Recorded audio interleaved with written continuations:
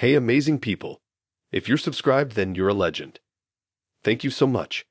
But most of you listening aren't subscribed, so please smash that sub button and join the family. We're almost at 30,000 subs, so let's make that happen. It's free and really means a lot to us. Thank you so much. Don't forget to hit the like button if you enjoy these stories.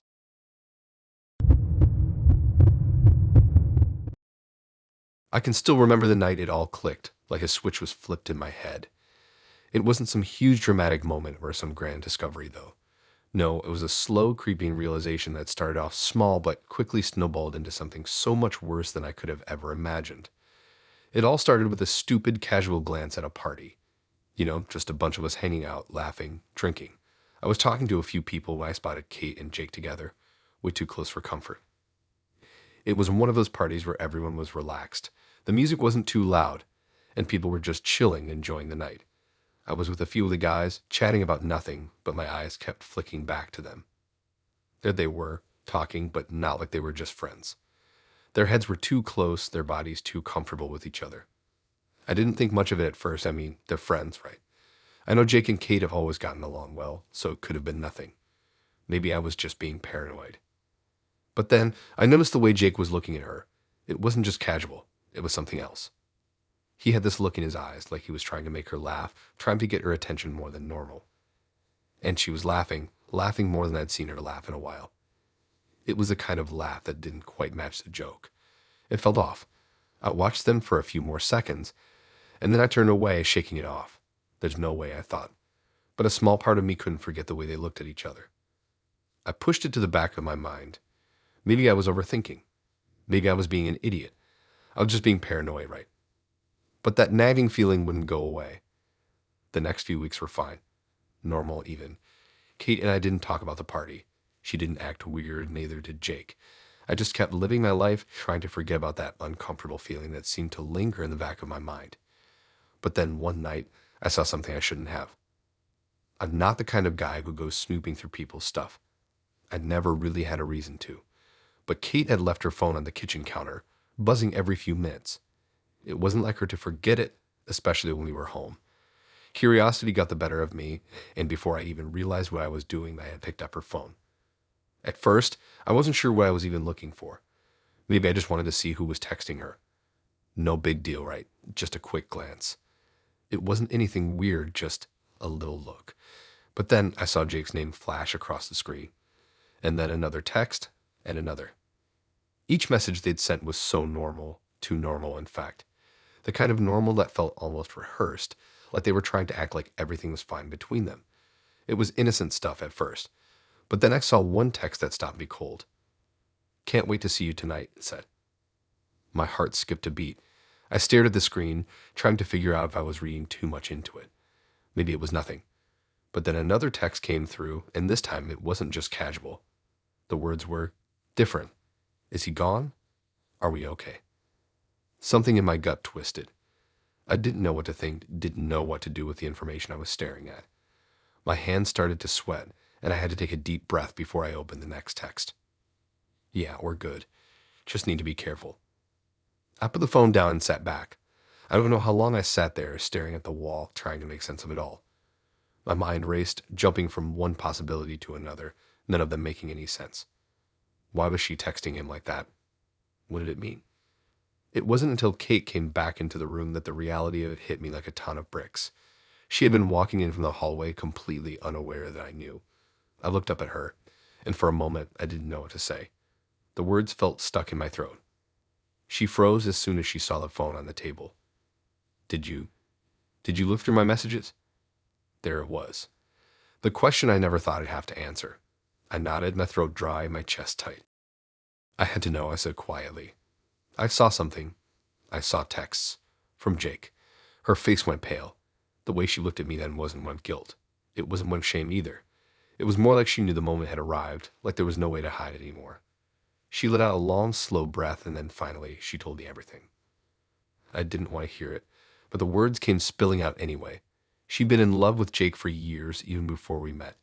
She'd never told me, never let on that something had been going on. But it wasn't just a fling, not just a one-time thing. It was bigger, deeper, something she kept buried in secret because she never thought I'd find out. Jake had been I don't know, her second life, I guess. He was always there for her in ways I never was. And she didn't know how to break it off because she loved him too. I sat there, feeling that the floor had just dropped out beneath me. The woman I loved, the woman I thought I knew, had been living a double life.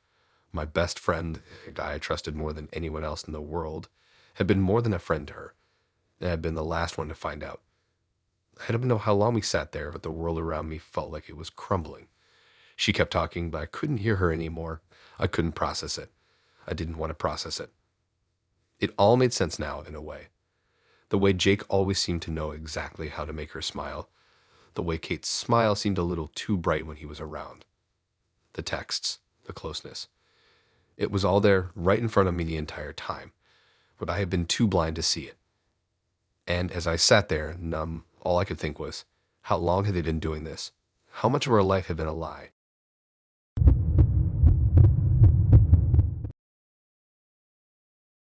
It's funny how life can give you one hell of a surprise, and not through the kind. A couple of weeks ago, I thought I had it all figured out. I'd been with Anna for 5 years, and everything was going great. Or so I thought. We hit that point where we were comfortable, not bored, just steady, and I liked that. I thought she did too. So I decided to do something special for her. Spice things up a little. I planned a surprise romantic getaway, something simple but thoughtful. A cabin in the mountains, quiet, beautiful, just us. A chance to unplug and reconnect. I was so damn proud of myself. I'd made all the arrangements, packed the bags, made sure everything was set for the weekend. I was even thinking about how I'd ask her if she wanted to make this a regular thing, maybe take some time off work, just the two of us. I had it all planned out, every little detail. But as I was packing the last of the bags, I saw something. A message on Anna's phone. Now I'm not the type to snoop. I trust her. But it was just sitting there on the screen, waiting to be noticed, like it had been planted there on purpose. A notification from a number I didn't recognize, something about this weekend, and a name that made my stomach drop. Scott. Scott, her ex-husband. I didn't think much of it at first. Maybe it was nothing. But there was this sinking feeling, this nagging itch in my brain that I couldn't ignore. So I checked the message. I really wish I hadn't. It was a simple text, but the implications were enough to make my heart race. It was from Scott, saying something like, "Can't wait to see you this weekend. I've been thinking about us." And that was enough to make everything feel like it was crumbling in slow motion. I'd seen her talking about Scott before. Brief mentions, casual stuff like, "He's still a good guy," or "We're friends now." But I didn't expect this. I didn't expect this. At that moment, I felt like an idiot. How had I missed this? I'd been so wrapped up in my own little world, so sure of what we had. But clearly, I'd missed something. Maybe I was too comfortable, too trusting. And that's when everything started to click into place. The way she'd been acting lately, the late nights at work, the sudden need for space. How had I not seen it? How had I been so blind? I stood there, holding her phone, trying to figure out what to do next. Should I confront her? Should I wait until she came home? I didn't know. But as soon as I heard her car pull into the driveway, I knew I couldn't wait anymore. I had to know, I had to face it. She came through the door, smiling like she always did. That smile, it made my stomach twist now. She dropped her bag and gave me a kiss on the cheek, like everything was fine. But it wasn't fine. I couldn't even look at her without feeling like I was suffocating. I showed her the message. I didn't say anything. I didn't have to. Her face went pale when she saw the text from Scott. She knew I knew. There was no point in hiding it anymore. She didn't apologize. She didn't try to explain. Instead, she just looked at me with this sad, resigned expression, like she already knew she'd hurt me and there was nothing she could say that would make it better. She didn't even try to justify it. All she said was, "I needed closure, and you've always been so safe." Those words hit me like a slap across the face. Safe was all I was to her, just a fallback, a comfort zone. I'd spent 5 years thinking she loved me, thinking I was the one she wanted, the one she'd chosen. But it wasn't true. I was just the safe option. The guy she could rely on while she clung to the past. The guy who never pushed her, never made her face the uncomfortable truths. And the worst part was that I had no idea what to do with that information. What did that mean for us? What did that mean for me? She tried to explain herself, to say that she never meant for it to happen, that she didn't want to hurt me. But the more she talked, the more it felt like she was trying to justify the one thing I couldn't ever understand: why she'd held on to Scott for so long. Why had she let him be a part of her life if she was really in love with me? Why had she kept that door open, even after everything had ended between them? I didn't want to hear it anymore. The truth was, I wasn't sure I even wanted to hear her at all. My mind was spinning, and all I could think about was the fact that while I had been planning this perfect weekend getaway for us, she'd been planning something else entirely. She'd been planning to meet up with Scott, her ex-husband, the guy who couldn't stay out of her life, no matter how many years passed, the guy she needed closure from. What kind of closure? What could they possibly need to talk about after everything they'd already been through? I asked her that, and she didn't really answer. She just looked at me like she expected me to understand. Like I was supposed to somehow accept that her past was always going to be a part of her, and I was just the guy who'd keep her grounded in the present. I felt like I was suffocating, like I was losing her, and I didn't even know how or why. The worst part was that I didn't even know if she was still in love with me. She kept saying she loved me, but how could I believe that when she was still holding on to someone else? I don't know what happened after that. We didn't go on the trip. We didn't talk much. I kept asking myself if I was just a placeholder in her life, a safe option while she figured out what she wanted. I thought about what she'd said. That was always so safe. I guess I was always just her backup, the guy who would never rock the boat, the guy who would always be there when the other parts of her life fell apart. It's been a few weeks since that moment, and I'm still trying to figure it out. Part of me wonders if she'll ever really let go of Scott, or if I'll always be the guy she comes back to when she's looking for something steady. The hard part is that I don't know if I want to be that guy anymore. The question now isn't just whether I'm a part of her future, it's whether I even want to be.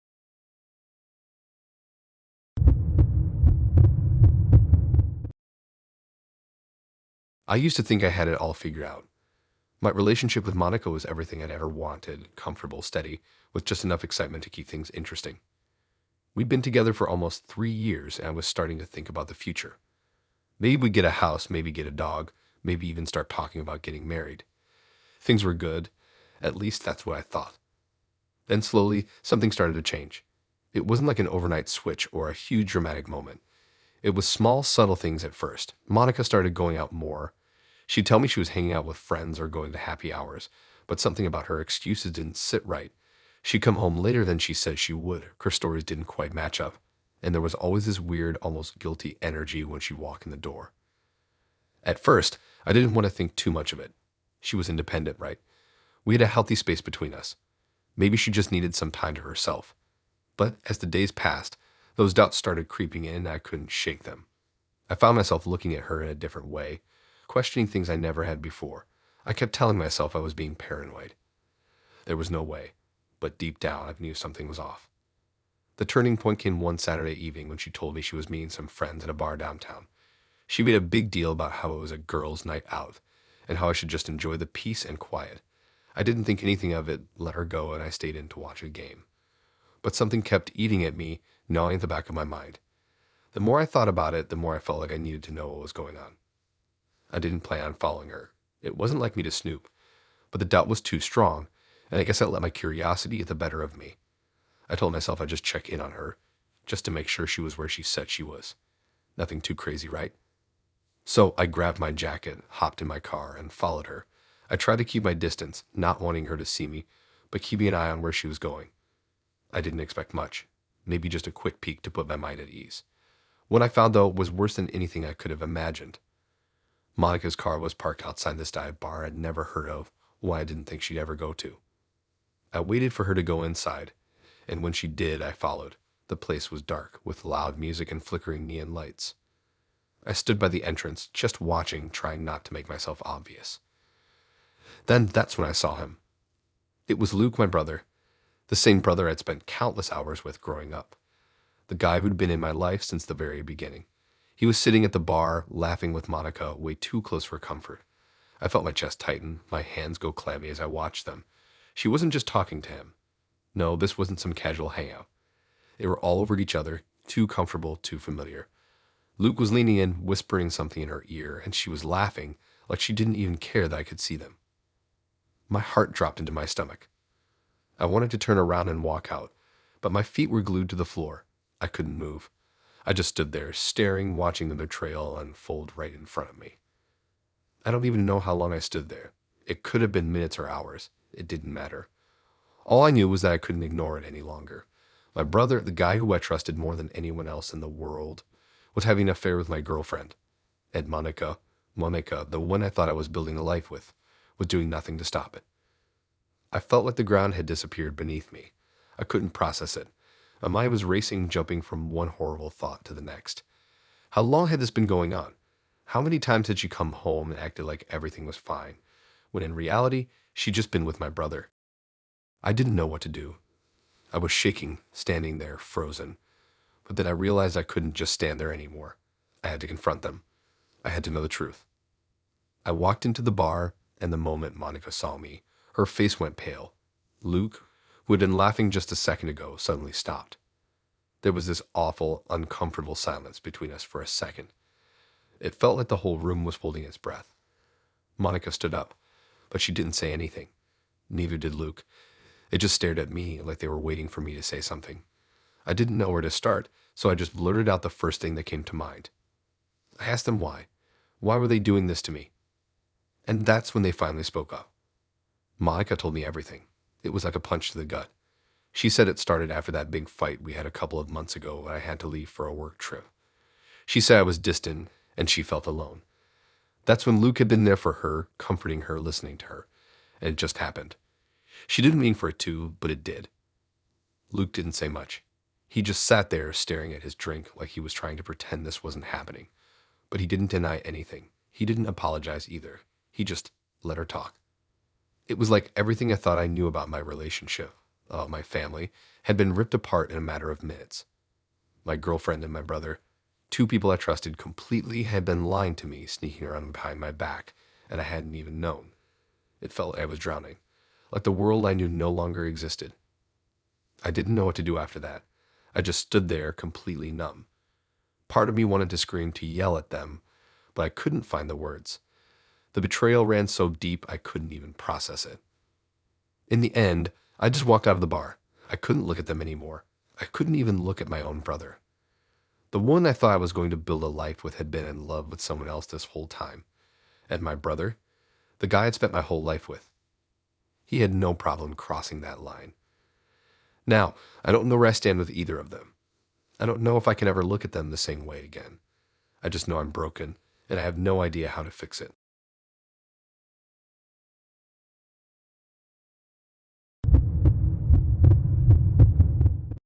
It's funny how life can throw the harshest curveballs when you think everything's going exactly the way it should. I never expected anything like this to happen. I never thought I'd get caught up in the kind of mess I found myself in that night. But that's the thing with cheating. It's like trying to juggle a bunch of fragile glass balls and hoping none of them fall. Eventually, they all come crashing down. It started pretty innocently, or at least that's what I told myself. My girlfriend Sierra and I had been together for almost 2 years. Things had been good mostly. We were comfortable with each other, and honestly, I thought I was happy. But somewhere along the way, I got restless. I don't know if it was me or just the situation, but I started looking for something more. And that's when I met Sandy. I didn't plan on it. I wasn't out looking for trouble or anything. But I met her at a bar one night, and something clicked. She was fun, spontaneous, and different from Sierra in all the ways I thought I wanted. I kept telling myself it was just a fling, that it wouldn't mean anything. But deep down, I knew I was playing with fire. For weeks, I kept it up, meeting Sandy whenever I could, sneaking around behind Sierra's back. It was exciting in a messed up way. But at the same time, I hated the guilt that followed me around. Every time I looked at Sierra, I couldn't shake the thought of Sandy.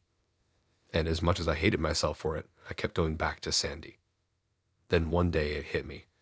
I knew I was getting in too deep. I knew this couldn't keep going, that it was only a matter of time before everything exploded. But I wasn't ready to face the music yet. I thought I could somehow balance it, continue seeing both of them without anyone ever finding out. Dumb, right? I knew it was a lie I was telling myself, but I couldn't help it. So I set up a plan to meet Sandy. It was supposed to be simple, just a quick, easy evening to escape everything for a while. But as I was heading out, I saw something that I never expected to see in a million years. It was a Saturday night. The city was buzzing, people out and about enjoying the weekend. I was driving toward the place where Sandy and I had planned to meet, but I made a stupid decision to take a detour, just to clear my head, I guess. I ended up near a cafe we used to go to, one that Sierra loved. I wasn't thinking much of it at first, but as I passed, I saw something that made my heart drop straight into my stomach. Sierra. She was sitting at one of the outdoor tables with some guy. They were laughing, talking, but that wasn't what got to me. It was the way they were sitting so close, the way he had his hand on her knee. And then they kissed right there, on the street, in front of everyone. For a second, I just froze. It didn't feel real. I thought maybe I was imagining things. Maybe I was just too deep into my own mess, projecting my guilt onto her. But no, this was real. Sierra was kissing someone else, someone I didn't recognize, and it hit me like a punch to the gut. I'm not proud of how I reacted. You think I feel bad for her, right? The girl I've been lying to for months. But instead, all I could think about was how it felt. How it felt to see her with someone else, knowing that she was probably doing exactly what I was doing. Maybe it was hypocritical, but I couldn't help feeling angry, betrayed. The worst part, I knew I had no right to feel that way. I knew I'd crossed the line too. I just stood there, watching them, my mind racing. Was she doing this for the same reasons I had? Was she tired of the relationship? Or was it something more? Was this guy someone from her past? Someone I didn't know about? I didn't want to think about it, but I couldn't stop myself. After a few moments, I snapped out of it and drove off. I didn't know what to do next. Should I confront her right then? Should I call her and yell at her for kissing someone else when I was out doing the same damn thing? But that was the thing. I wasn't in a position to be mad at her. I was just as guilty as she was. And that realization stung harder than anything. I ended up meeting Sandy, but the entire time my mind was elsewhere. I could hardly focus on what we were talking about, the usual stuff. Work, nonsense, small talk. All I could think about was Sierra and that guy. Every time I closed my eyes, I saw them together. It was like my world was falling apart, and I couldn't even figure out how to fix it. By the end of the night, I was a mess. I didn't know who I was anymore or what I was doing. I felt like a hypocrite. I felt like everything I had was slipping through my fingers, and I couldn't hold on tight enough to stop it. The guilt was overwhelming. But what hurt the most was the realization that maybe Sierra wasn't as blind to everything as I thought. Maybe she knew something was wrong. Maybe she had already figured out that something was off with me. Maybe this was her way of getting back at me. Or maybe it wasn't even about that. Maybe she was just done. And in that moment, I realized how little I knew about her anymore. How little we really knew about each other, despite everything we'd been through together. I drove home that night with a sinking feeling in my chest. I didn't know what to do. I didn't know what to say when I saw her. The truth was, I had no right to be mad at her, no right to be hurt. She was doing the same thing I was. And now I was stuck in this mess of my own making, wondering if there was any way out. I didn't talk to her that night. I couldn't. The guilt was too much. Instead, I sat on the couch, staring at the walls, realizing that I had no idea what was coming next. I didn't know if I'd ever be able to look either of them in the eye again.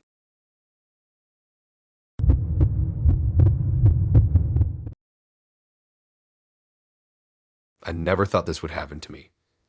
I always trusted Amira. I had no reason not to. We'd been married for 3 years, and before that, we dated for almost 5. We had this solid thing, or at least that's how it felt. She was my best friend, my partner, my everything. So when I found that receipt in her purse, I honestly didn't know what to think. At first, I thought I was overreacting. Maybe she had a surprise for me, a gift, a weekend getaway. I don't know. I just couldn't make sense of it. But there was something in the back of my mind, something that kept nagging at me. Why would she have a hotel receipt from a place I didn't even recognize? She hadn't told me about any trips or plans. So being the idiot I am, I did what I've never done before. I checked her phone. I don't know why I did it. I just needed answers. What I found wasn't just a slap in the face. It felt like my whole world crumbled. There in her gallery were pictures of Amira, but she wasn't alone. She was the man I didn't recognize, taken in that same hotel room I had seen on the receipt. They were laughing close, too close. Amira's smile in those photos wasn't the same smile she gave me. It was different, something I couldn't even explain at first. I just knew it was wrong. I stared at the photos for what felt like an eternity. My mind raced, trying to make sense of what was happening. My heart pounded. I didn't want to believe it. I thought I was seeing things, but the evidence was right there. There was no denying it. She had been hiding something from me, and that something wasn't just some casual fling. The more I looked, the clearer it became. This wasn't a one-time mistake. It was real, and it was ongoing. I had to confront her. I couldn't sit on this anymore, but even then I wasn't ready for the truth. The truth was worse than I could have ever imagined. When she got home that evening, she didn't seem suspicious. I had no idea how I kept it together when she walked through that door, smiling, asking how my day was. I didn't say anything at first. I just sat there, holding her phone in my hand, feeling the weight of everything I had just seen. It wasn't until she asked me what was wrong that I snapped out of it. I handed her the phone and pointed to the pictures. Her face turned pale as she looked at them, her hands shaking. She didn't try to deny it, didn't offer some excuse or try to downplay it. Instead, she just sat there, silent for what felt like forever. I wasn't prepared for her words. She told me that it wasn't just an affair. No, it wasn't some fling or one-night thing. She had been emotionally involved with him for months. And then came the part that shattered me completely. She said she loved him. She loved him. My mind couldn't process it. She loved someone else. And to make it worse, that someone else was Matt. Matt, my childhood friend. Matt, the guy I grew up with. The guy I invited to our wedding. The guy I trusted like a brother. It felt like everything in my life had been a lie. All those years of friendship with Matt. All those moments I had shared with him. Thinking he was a part of my life for the right reasons, not knowing that behind my back, he was becoming something else to Amira. My wife, the person I thought I knew better than anyone, had been falling in love with my best friend. I didn't know whether to laugh or cry. What kind of sick joke was this? How had I not seen it? How had neither of them ever let it slip? But then the realization hit me even harder. This wasn't just betrayal. This wasn't just an affair. This was a full-blown emotional connection, something deeper than anything I could have imagined. Amira had been hiding her feelings for months, keeping them from me while I was here, thinking everything was fine. And Matt, he had been a part of it too, knowing full well what he was doing. I felt a sickening rage wash over me. I wanted to scream, to punch something, anything. How could they do this to me? How could they have kept this hidden for so long? But even in the midst of that rage, there was this deep sadness that took over. I had trusted them both with everything. I had let them into my life, my home, my marriage, and this is how they repaid me. Amira didn't beg for forgiveness. She didn't apologize for what she had done or for the way she had treated me. She didn't try to explain or justify it. Instead, she just looked at me almost apologetically, like she was waiting for me to understand.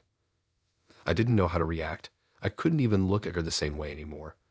The one I thought I knew, the woman I thought I loved, had been lying to me for months, hiding her feelings for another man. And that man was my best friend. I could feel the weight of the betrayal pressing down on me, suffocating me. I didn't say much after that. I just got up and walked out of the room, needing space to think, to breathe. I didn't know what to do with all the emotions running through me. Anger, sadness, confusion, they all hit me at once, and I felt like I was drowning in them. I didn't know if I wanted to confront Matt or if I ever wanted to see Amira again. The thought of it all, the lies, the deceit, made me feel sick. I spent the next few days in a fog, just replaying everything in my mind over and over. Every moment I had with Matt, every moment I shared with Amira, suddenly felt tainted. Nothing was as it seemed. I couldn't trust my own memory anymore. Eventually, I had to face the reality. I couldn't keep living like this. I had to make a decision about where I went from here, but I had no idea what that would look like. My world had been turned upside down, and I didn't know if I would ever be able to pick up the pieces. The hardest part. I couldn't decide which betrayal hurt the most, Amira's or Matt's.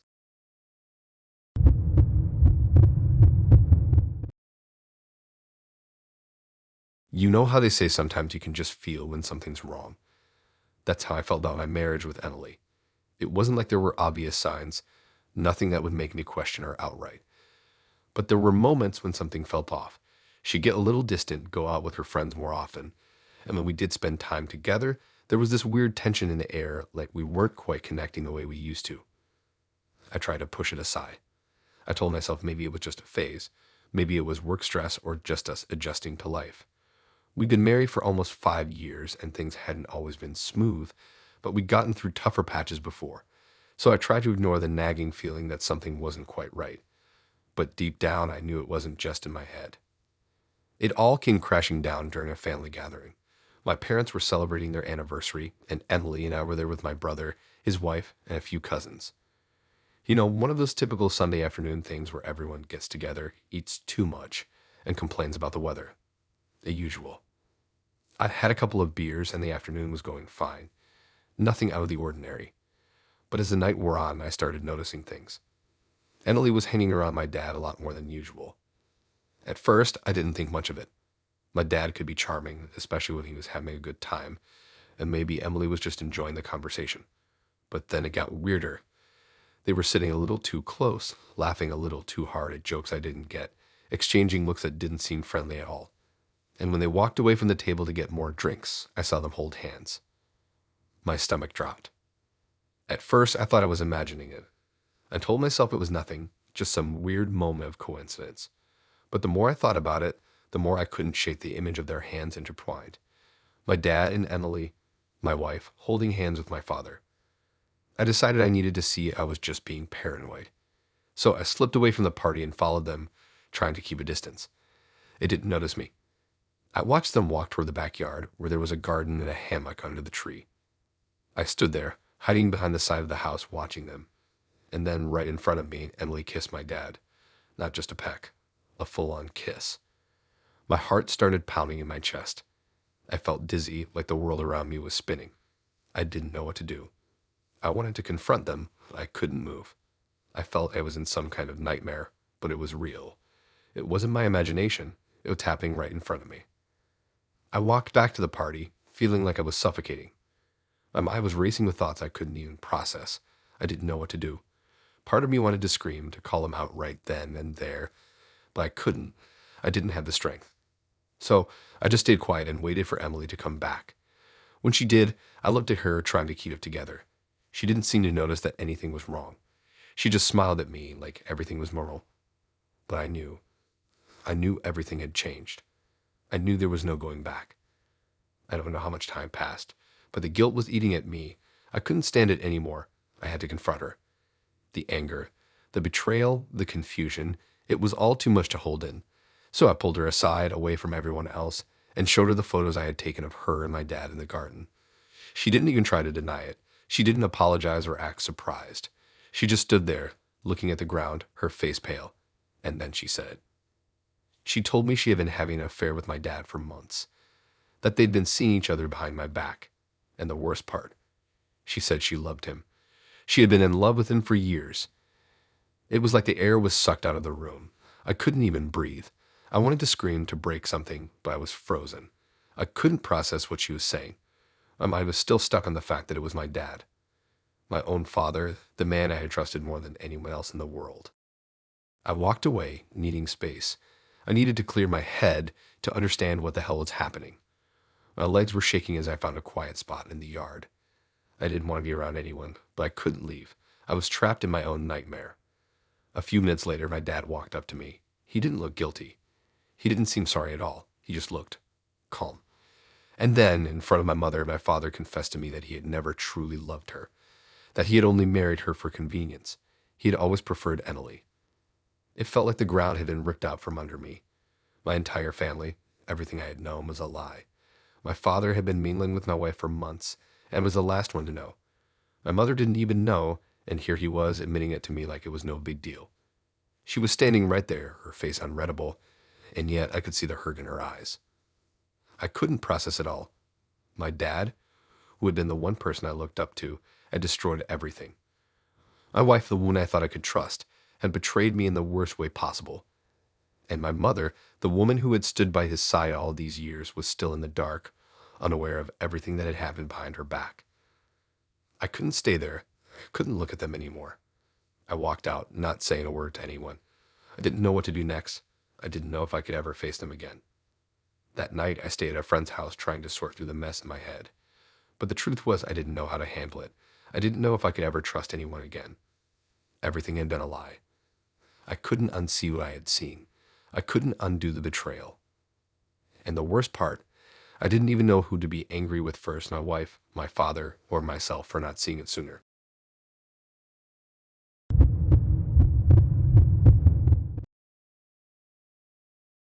It's crazy how one moment, one wrong decision, can make everything you thought you knew about your life and your relationship crash down in an instant. I always knew something was off with my wife, Laura. She had this friendship with her coworker, Ryan, that just felt strange. I never really confronted her about it, though. I mean, I trusted her, right? What could be going on that I didn't know about? But deep down, something wasn't right. There was always this tension whenever Ryan's name came up in conversation, but I shrugged it off. I thought maybe I was just being paranoid. Until one day, I came home early from a business trip.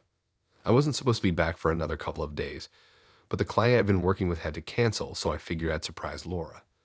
Maybe we could have a nice evening together, just the two of us. I was looking forward to seeing her. But when I walked in through the front door, I didn't expect what I found. The first thing I noticed was the noise. There was laughter, way too much laughter for it to be just her alone. I thought maybe she was on the phone with a friend or a family member, but then I heard footsteps. I froze, my hand still on the doorknob. I took a deep breath, trying to shake off that feeling of dread creeping up on me. But as I stepped further into the house, I saw them. Laura and Ryan. In our living room, they were sitting close to each other on the couch, his arm around her shoulders. It was too familiar, too comfortable. My heart dropped into my stomach. It wasn't like a movie where they freeze and look guilty, though. They didn't even notice me at first. It was almost like they were in their own little world, and I was just an invisible ghost. But then, when they finally saw me, everything changed. The air in the room felt thick, like the entire house was holding its breath. I stood there for a second, not knowing what to do. I felt like I'd stepped into someone else's life. I didn't recognize this situation. I didn't recognize my wife like this. Laura, who had always been the woman I trusted, was now sitting there next to Ryan, someone she had always insisted was just a work friend. It felt like my world was spinning. I could hear my heart pounding in my ears as I asked them what the hell was going on. Neither of them spoke at first. Then Laura stood up, smoothing down her dress, and told me she had something to explain. I could barely breathe. My mind was racing trying to make sense of it all.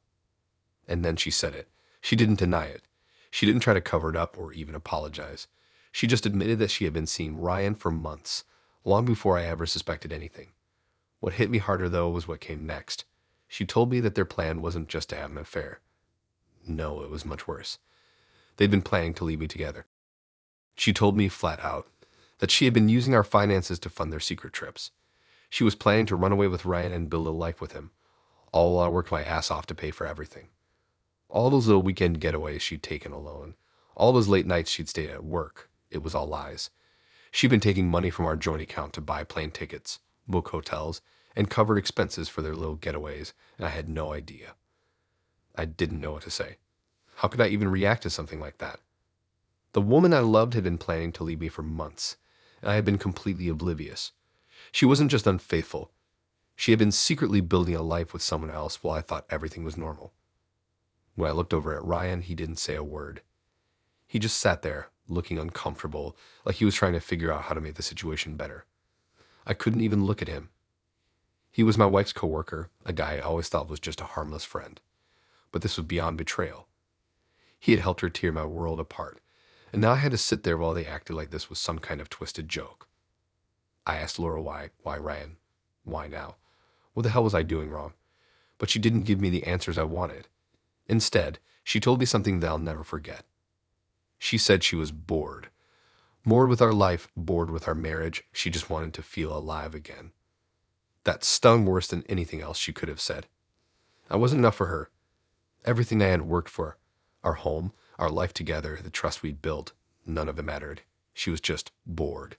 I was just a paycheck to her, someone she could rely on for financial stability while she built her fantasy life with Ryan. In that moment, I realized that the life I thought we shared wasn't real. I was just a guy paying the bills, doing what I thought I was supposed to do. But to Laura, I was nothing more than a means to an end. A source of money so she could have the life she wanted with someone else. I left the room.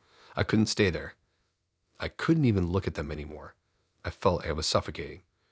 My hands were shaking as I grabbed my coat and keys. I didn't even know where I was going, but I had to get out.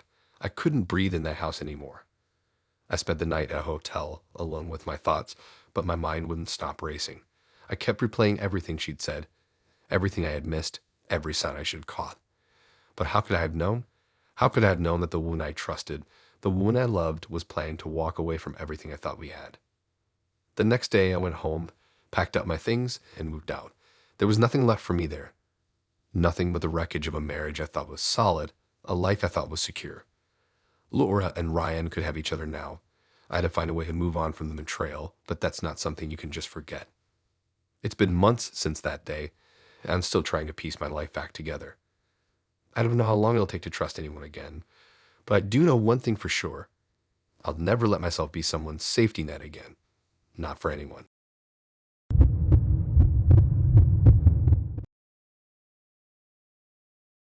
I thought I knew Claire. I thought I had her figured out, that our future was set in stone. We'd been together for almost 2 years, and every time we talked about the future, everything seemed perfect. There were no red flags, no obvious signs that anything was wrong. But sometimes you get this nagging feeling deep down, that little voice in the back of your head that keeps saying something isn't quite right, even when everything on the surface says otherwise. I didn't want to listen to it. I really didn't, but I couldn't ignore it forever. Things started to change with Claire little by little in a way that I couldn't really pinpoint at first. She became more distant, more distracted. When we hang out, it felt like she wasn't fully there, like her mind was somewhere else. At first, I thought it was just the stress of work or something. Everyone gets busy. But the more I thought about it, the more I realized I hadn't been the one she turned to when things got tough anymore. Instead, there was always someone else there. Someone I couldn't put my finger on. She'd mention him occasionally. Adam, her ex from a few years ago. They'd stayed friends after they broke up, which I was fine with at first. I didn't mind it because I trusted her. I trusted her, and I didn't think anything of it. They'd text here and there, nothing major, and I never thought much of it because I was secure in our relationship. Or at least I thought I was. But it got weird after a while. I started noticing patterns. She'd be texting him late at night when I was already asleep, or they'd meet up for coffee when I was at work. It wasn't the frequency that bothered me at first, but the way she'd react when I'd ask about it. She'd say they were just talking, just catching up, but there was something about the way she'd say it that made me uncomfortable. She didn't seem entirely open about it. It was almost like she was hiding something from me. One evening, after a particularly stressful day at work, I came home a little earlier than expected. I was hoping we could have dinner together, maybe relax, but when I walked into the apartment, Claire wasn't there. At first, I thought maybe she'd just gone out to grab something, but then I saw her phone on the counter, open to a message thread with Adam. The messages were casual at first, but as I scrolled up, it quickly became clear that these weren't just friends chatting.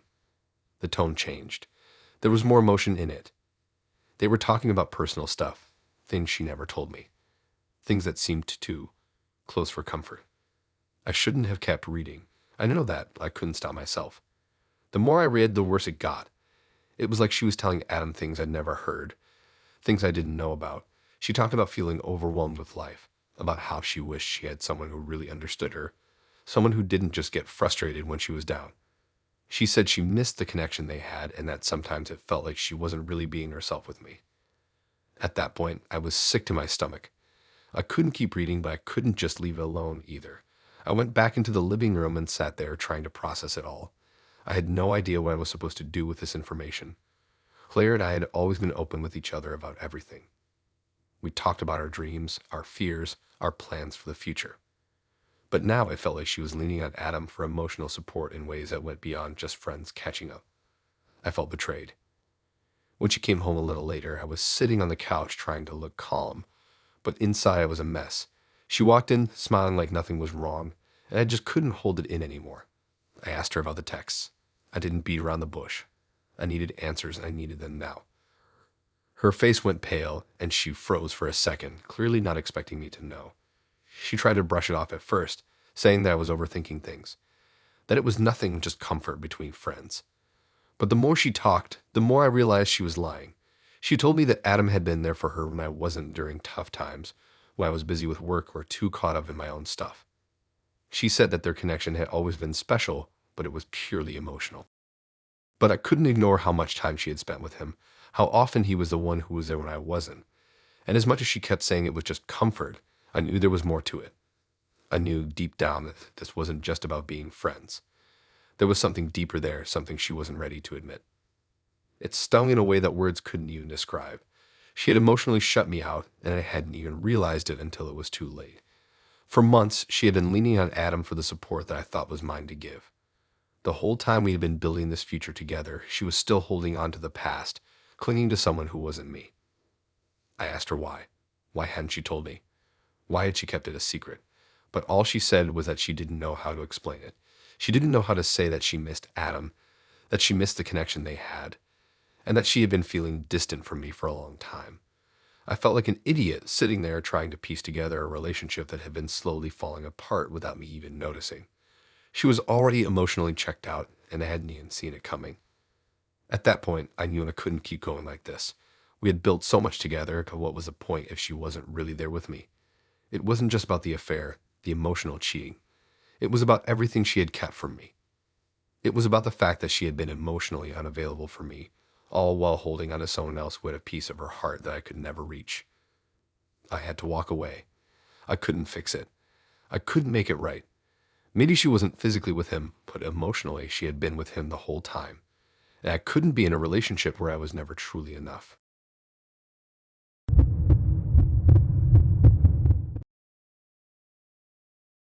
I'd always thought I had it all figured out. My life, my marriage, everything was in place. Lillian and I had been together for over 7 years, and I never doubted her for a second. We met in college, and from the moment we hit it off, I just knew she was the one. We had our ups and downs, but every couple does, right? I trusted her with everything, my thoughts, my secrets, my future. She was my rock. So when I first noticed the message, I tried to ignore it. It wasn't like me to snoop, and I definitely didn't want to jump to conclusions. But it wasn't just any message. It was from Matt, her old college friend. I heard her mention him a few times before, but he was never anything more than a name. They'd been close back in school, but I assumed it was just one of those platonic friendships that people always talk about. College friendships, I didn't think much of it. But this message, it was different. There was something off about it. It wasn't what was written, but how it was written. It was vague, almost like a coded message, and the tone felt a little too familiar.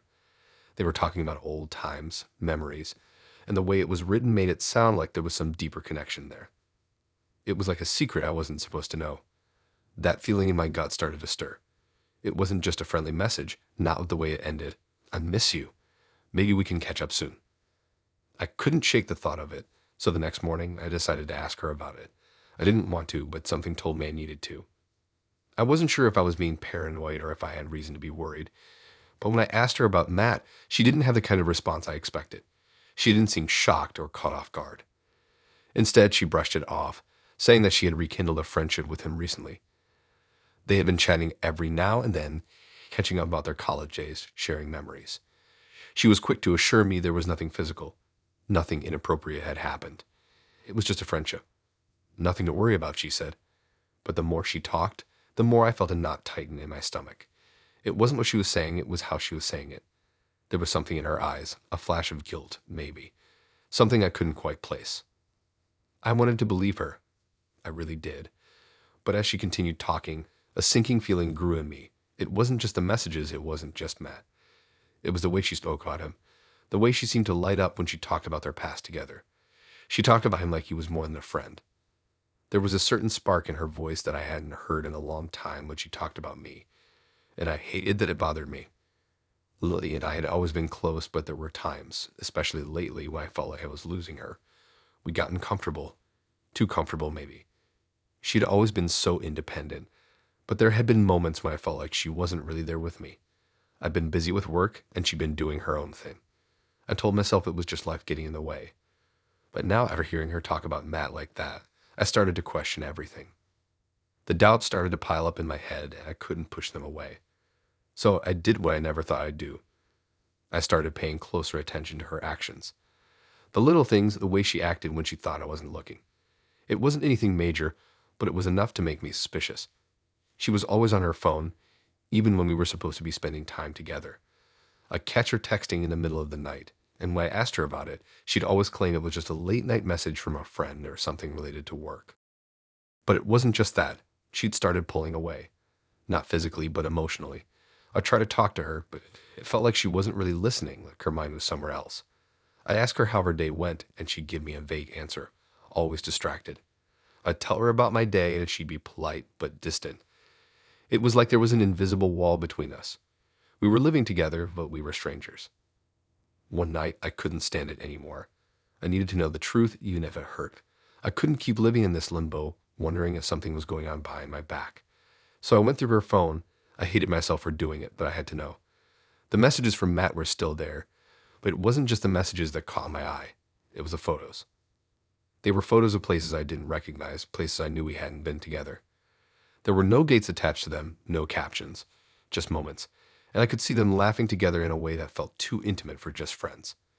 In some of the photos, it was just the two of them, sitting close, smiling like they shared some private joke. My heart sank. This wasn't just a friendship. It was something more, something deeper. I didn't know what it was, but I knew it had been happening for a while. It had been going on for months, maybe longer, and I had been too blind to see it. The next morning, I confronted her again. This time, there was no brushing it off. She didn't deny it. She didn't try to cover it up. She admitted it. She said she had rekindled her friendship with Matt, and that it had been more than just catching up. She told me that she had been feeling disconnected from me for a while, and that Matt had been there for her in a way I hadn't been. She said she never meant for it to go this far, but somewhere along the way she had developed feelings for him again. I was crushed. The person I trusted most, the person I had built my future with, had been hiding something so huge from me. All this time, I thought everything was fine. But while I had been busy with work and other things, Lily had been building a secret life with someone else. And what stung the most was the realization that I had never really been a part of it. All those memories she shared with Matt, all those moments, those were the things I never got to be a part of. I don't know what hurts more, the fact that she kept it from me or the fact that I wasn't enough for her anymore. I thought I knew Lily, but now it feels like I don't know her at all. Everything I thought I understood about our relationship is shattered. I don't think I'll ever be able to put the pieces back together.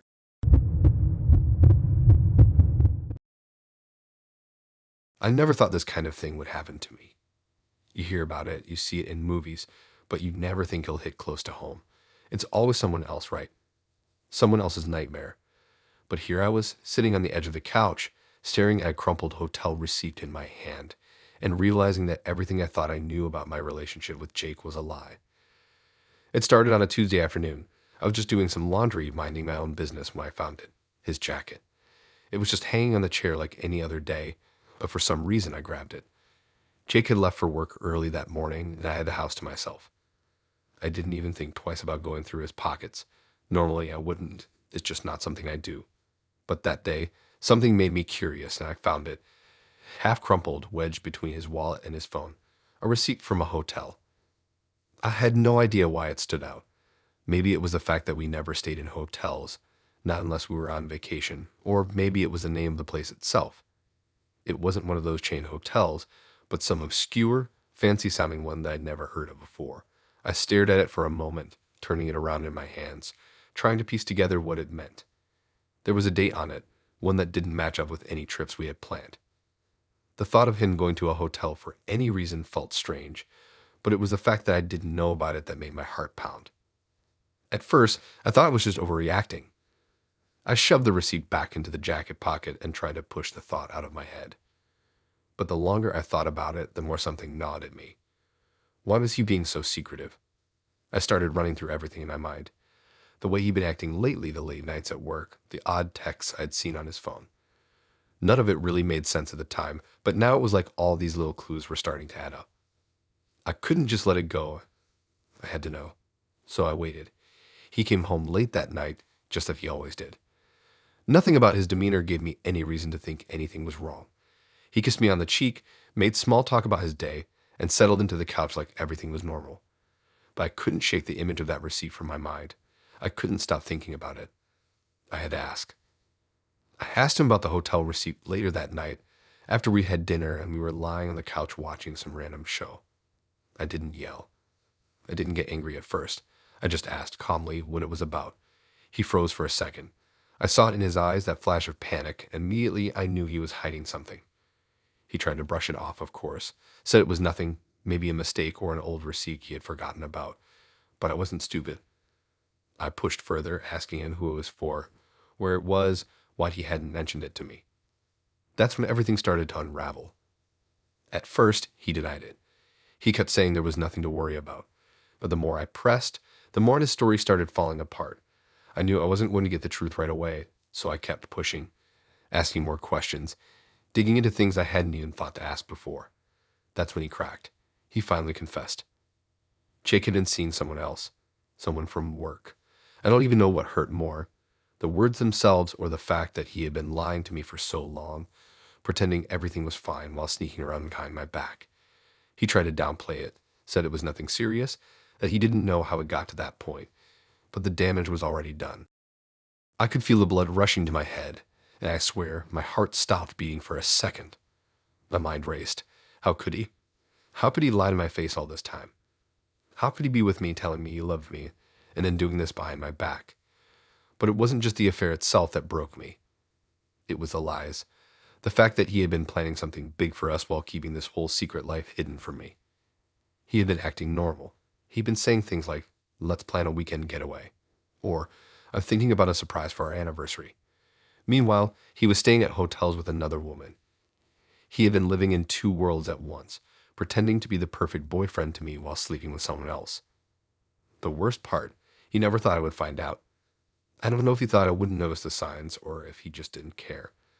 But all those little things I had brushed off, the weird texts, the extra hours at work, the distant stares, suddenly made sense. And none of it was even the worst part. The worst part was that I had been sitting here, day after day, thinking everything was fine. I had been planning our future, building a life with him, and he had been building a whole different life behind my back.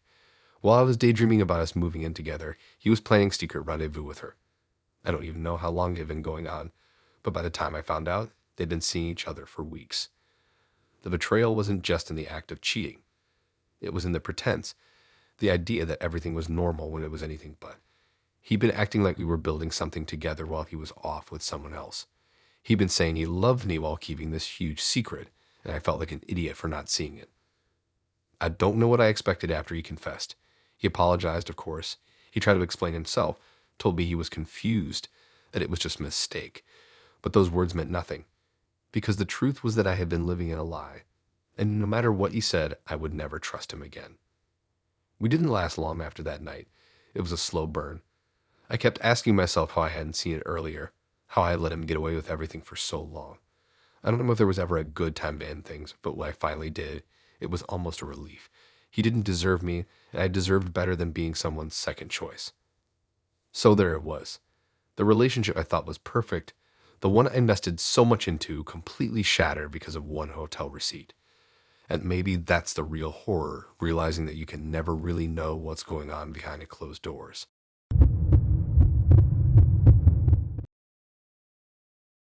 I should have known something was off from the start, but like most people, I didn't want to believe it. Kyle and I had been together for almost a year, and everything seemed fine. He was sweet, always there for me, and we had this routine that felt comfortable.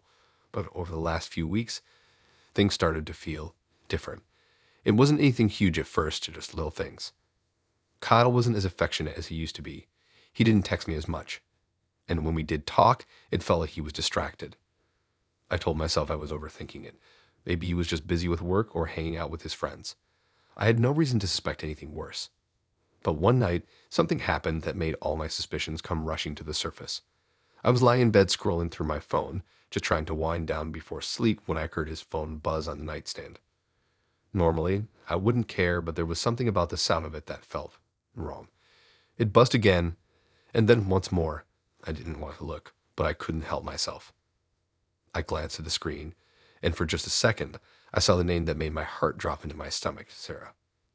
I don't know why, but that name immediately made me uneasy. It wasn't like I had never heard of her before. Kyle had mentioned her a couple of times. She was apparently a girl he used to work with, someone he'd known for a while. But the way she kept texting him late at night at hours when we were supposed to be spending time together felt off. The last time I checked, he hadn't mentioned anything about her in days. So I decided to ask him about it the next morning. It wasn't the first time I had noticed him being a little distant, but this felt different. This was a clear sign something wasn't right. He acted a little surprised when I brought it up, but brushed it off, saying that Sarah was just a friend. He tried to explain it away like it was no big deal, but his tone was off. The way he didn't look me in the eye, how he kept shifting his weight, I knew I wasn't getting the full story. That's when I decided I wasn't going to let it go. I had to find out the truth, even if it meant confronting him directly. I started keeping an eye on his phone, something I'd never imagined I'd do. I didn't want to invade his privacy, but at this point, I was desperate for answers. I knew I couldn't keep ignoring the feeling in my gut. One day, while he was in the shower, I saw his phone sitting on the kitchen counter. It was unlocked. I don't know why I took that as a sign, but I picked it up, feeling a mixture of guilt and relief. I knew what I was doing was wrong, but I needed to see for myself. I clicked on the Messages app, and my heart sank as soon as I saw Sarah's name again. I scrolled up, and there it was, months of conversations. I felt like I was reading someone else's life, not Kyle's. They were talking about everything, about his day, her day, their inside jokes, plans to hang out, and more. The deeper I dug, the more I realized how long this had been going on. She wasn't just a friend, like Kyle had claimed. It was clear that there was something between them, something more than just casual chatting. The way they spoke to each other, the subtle flirting, the shared memories, it all painted a picture I wasn't ready to see. And then I found the part that made my heart drop. It was one of the last messages he sent her, telling her how much he was looking forward to the weekend. He said he couldn't wait to see her, that he had a surprise planned. My stomach twisted. Why would he be planning something with her? We had plans too, and that's when it clicked. This wasn't a one-time mistake. This wasn't some harmless flirting. He'd been seeing her for months. I had been with him thinking everything was fine, while he was carrying on with someone else. The betrayal hit me like a slap in the face, and I could feel my chest tightening as I scrolled through more and more messages. I felt like an intruder, but I couldn't stop. I had to see how far this had gone. When Kyle came out of the shower, I confronted him immediately. I didn't even try to keep my voice steady. I was shaking with anger and confusion. He seemed shocked at first, trying to brush it off, saying it wasn't what it seemed. But I had all the proof I needed. I showed him the messages. I showed him everything. He finally admitted it. He had been seeing Sarah. He told me that he didn't know how to end things with me, how he was too scared to hurt me, so he just kept going. He didn't know how to handle the situation. It was a cowardly excuse, and I could see the guilt written all over his face, but it didn't matter. I had been living in the dark, and the truth hurt more than I could have imagined. It wasn't just the fact that he cheated. It was the fact that he had been playing me all along. He had been pretending everything was fine while sneaking around with her behind my back. And the worst part, he told me that he had been keeping me around because he didn't know what else to do. I wasn't his first choice. I was just the safer option. I don't think I've ever been more heartbroken in my life. I had trusted him, loved him, and this whole time, I had been nothing more than a backup. It was the worst feeling in the world, knowing that all the love I gave him wasn't enough to keep him from seeking someone else. I didn't say much after that. There was nothing more to say. I packed up my things and left. The house felt suffocating, like every corner was filled with the lies he had told me. Looking back, I still can't wrap my head around how I didn't see it coming. Maybe I was just too blinded by my feelings for him, or maybe I didn't want to admit that the person I thought I knew was capable of such betrayal. Either way, I left and I haven't looked back since. Now I'm left with questions that will probably never have answers. I wonder if I was just a placeholder, a safety net until he found something better. And honestly, I don't think I'll ever stop wondering if he ever really loved me at all.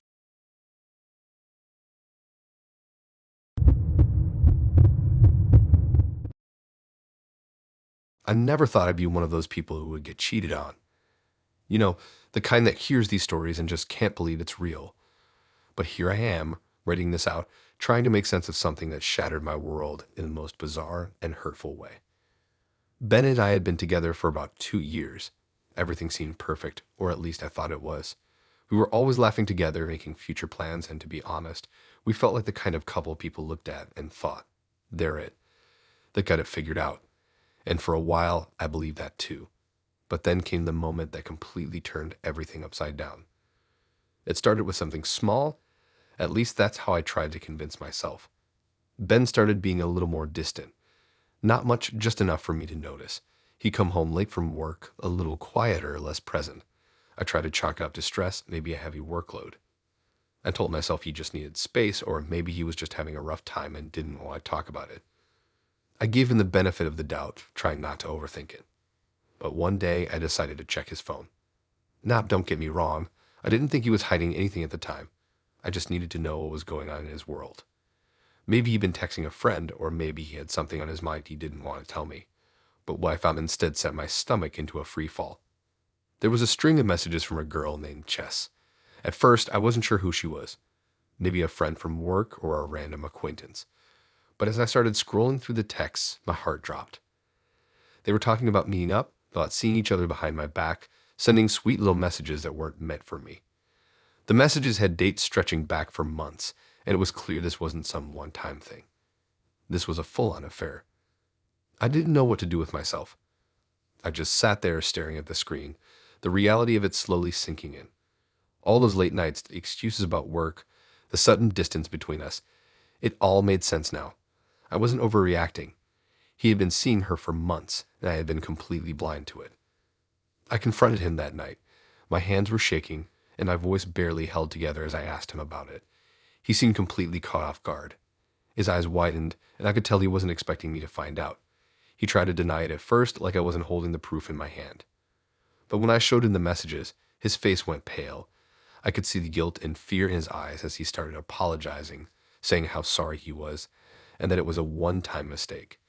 I didn't know what hurt more, the fact that he had cheated or the way he was trying to minimize it, like it wasn't a big deal. But then he said something that stopped me in my tracks. He said he'd been feeling unfulfilled for months and didn't know how to tell me.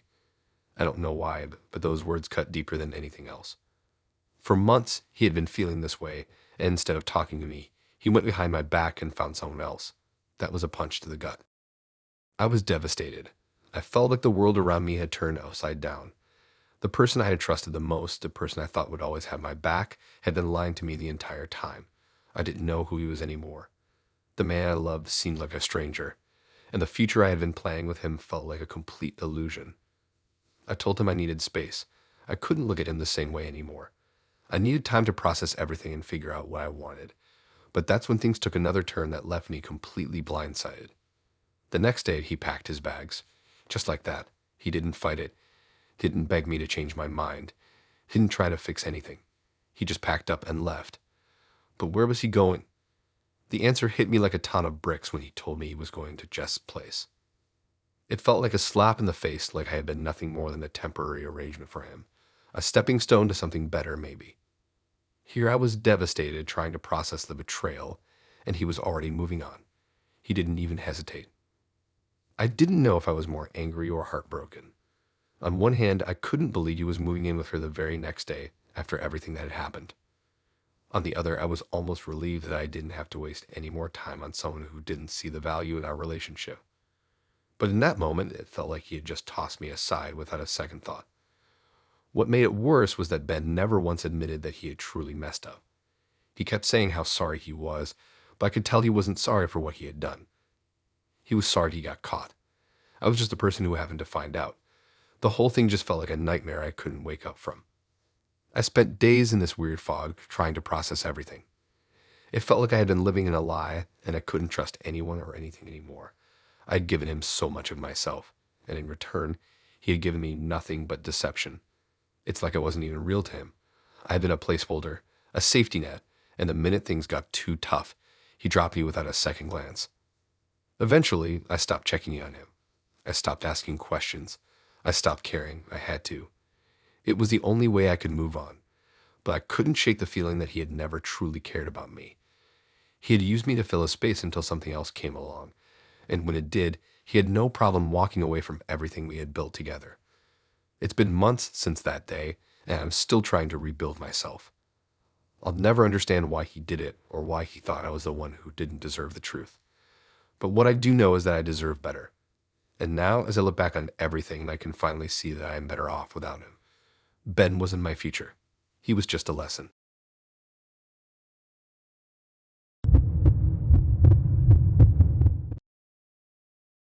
I always thought Jason and I had something solid. We'd been together for 2 years, and everything seemed fine.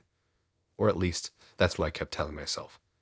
The truth didn't start to seep in until one evening when I saw something that made my heart drop to the pit of my stomach. I wasn't the type of person to snoop, but something felt off. It wasn't a big thing at first, just a gut feeling. I'd noticed Jason had been distant, coming home later, being less present when we were together. Little things like that started stacking up. But the tipping point came one night when I was sitting on the couch, mindlessly scrolling through my phone, when an unread message popped up on his screen. It wasn't unusual for his phone to buzz now and then, but this time was different. It was late, and the message came through while he was in the shower. Normally, I wouldn't care, but the way his phone lit up grabbed my attention. Without thinking, I checked the message. The name at the top made my blood run cold. It was from someone named Sarah, someone I didn't know. My heart raced as I read through their conversation. It was casual at first, nothing that really raised suspicion. But then the tone shifted. The texts were full of inside jokes, references to things Jason and I never talked about, and plans to meet up. They talked about how excited they were to see each other again. They talked about being careful so I wouldn't find out, and that was when it hit me. I stared at the phone screen for what felt like forever. I didn't know how long it took for my mind to wrap around what I was seeing, but I couldn't move. I felt like the floor had been pulled out from under me and I couldn't breathe. I had to force myself to close the screen and put the phone down. Jason was still in the shower, and I felt like I was going to lose my mind. When he finally came out, I don't think I even needed to say anything. The moment our eyes met, he knew. He was different. The usual warmth in his eyes was gone, replaced with something like guilt. I didn't say a word. I just grabbed the phone and showed him the messages. He froze. There was no denying it, and even though he tried, I could see the panic rising in him as I scrolled down to more texts. His excuses started coming out fast. First it was, "It's not what it looks like." Then it quickly turned into, "I didn't want to hurt you." He said the words, but I could see the indifference in his eyes. He wasn't fighting for me. He wasn't begging me to stay. He wasn't even sorry, not really. His next words were like a punch to my gut. He told me that he had grown distant and wasn't sure what he wanted anymore. At that moment, I felt like someone had taken a knife and twisted it in my chest. This wasn't the man I knew. Jason had always been open, always communicative. But now it was like he was speaking in riddles, like he didn't even care. I was crushed, but I wasn't going to beg him to stay. I didn't want to hear more about how he was confused or how things had changed. I didn't need to hear it. So I stood up, trying to hold it together, and told him I couldn't do this anymore. But what really messed me up was how calm he was. There was no desperation in his voice. He wasn't crying, he wasn't begging for forgiveness. He wasn't apologizing for the hurt he caused. He just looked at me almost like he was watching a scene unfold that he couldn't control, and he told me that he wasn't in love with me anymore. That was it. He wasn't in love with me anymore. The next morning, he moved out. No fights, no grand goodbyes. He just packed up his stuff and left. I watched him walk out of our apartment, the place we built together, like it was nothing. I thought maybe I'd be a wreck, that I'd fall apart completely, but honestly, I felt numb. Everything happened so fast. I felt like I was in some kind of dream, just watching my life unfold around me, and none of it made sense. The following weeks were a blur of mixed emotions. Some days I'd be angry, others I'd just feel hollow. I couldn't believe it. Jason, the man I had loved, the man I had trusted, had been living a double life. It didn't feel real, but every time I sat in our empty apartment, the reality hit me. He was gone, and I didn't even know who he was anymore. I tried to keep it together. I reached out to some friends, tried to distract myself, but the pain never quite went away. Every time I tried to pick up the pieces, I find myself thinking about him with Sarah. I found out later that he had already moved in with her by the end of the month. And that was when I finally had to do something to protect myself. I couldn't keep torturing myself by seeing him so easily slip into a new relationship. It felt like he hadn't even cared. So I did what I had to do. I unfollowed him on every social media platform. I couldn't bear to see his face pop up or see his posts with her. The way he had just moved on so easily, so quickly, it was like I never mattered at all. I couldn't keep holding on to something that was so clearly one-sided. It wasn't easy, but it was necessary. Now looking back, I still don't understand how it all happened. How Jason could be so sure about us one day, and then just let go the next. How he could move on so fast with someone who had been a stranger to me. But I've learned that people aren't always who we think they are. And maybe that's the hardest thing to accept. Jason's gone. He's with her now, and I'm left here picking up the pieces. It still hurts, but at least I'm starting to heal. And I'll be damned if I let him, or anyone, make me feel like I'm not enough.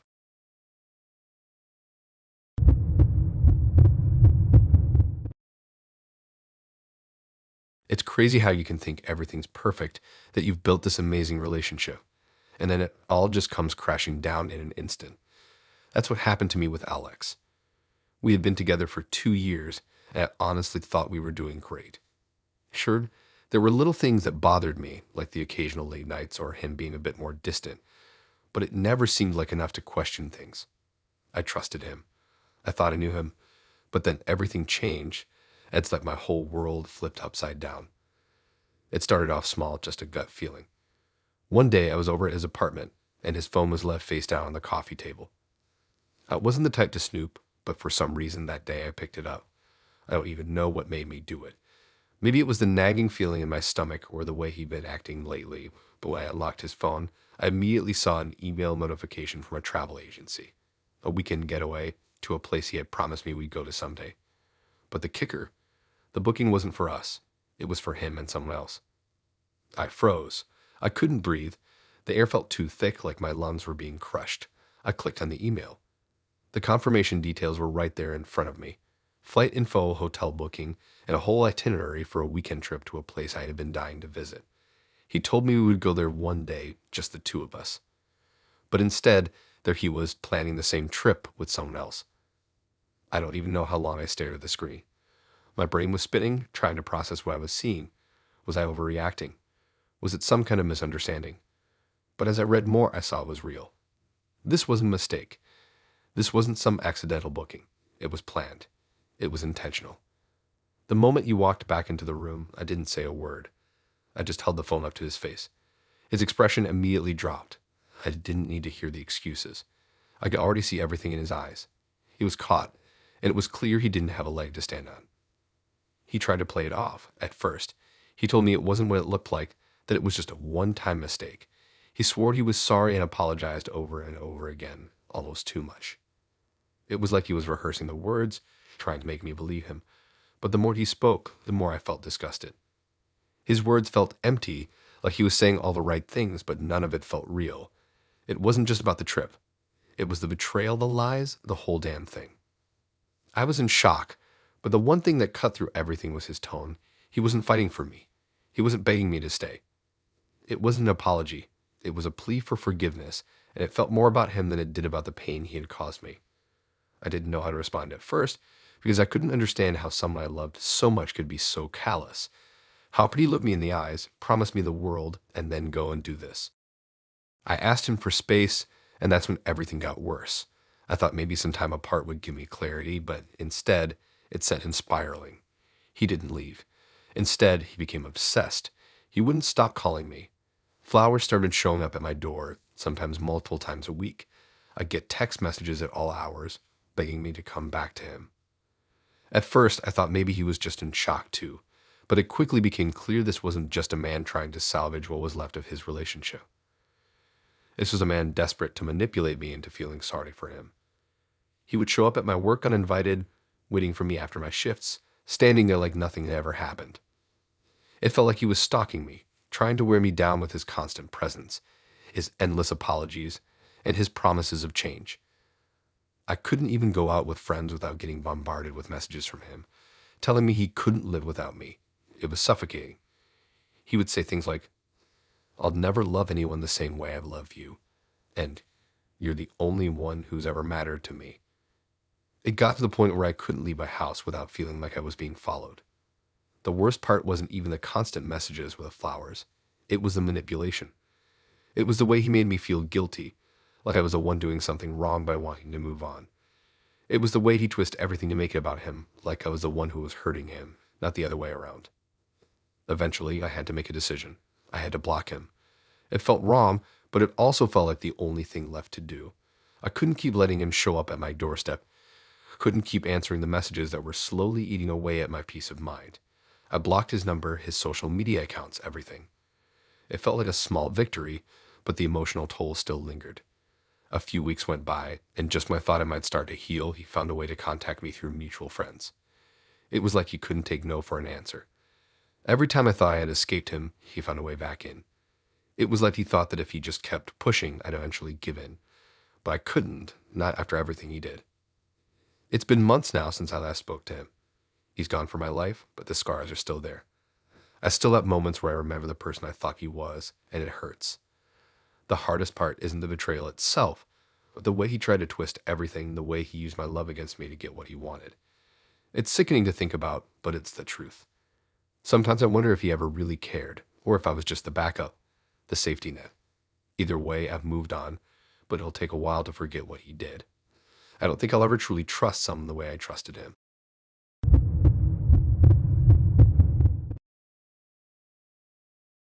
I never thought my world would come crashing down in a family gathering. I had been dating Adam for over 2 years, and we were even talking about moving in together. Everything felt perfect, like we were building something real. We spent countless nights laughing, making plans, and imagining our future. But that was all before I found out that the man I trusted more than anything, the man I thought would be my forever, had been sneaking around behind my back with my cousin Rachel. It was like a nightmare. I wish I could tell you I saw the signs, but I didn't. I was too caught up in my own little bubble of happiness to notice the cracks forming around me. Adam and I had been together long enough for me to let my guard down, for me to let myself believe that he was the one I could trust.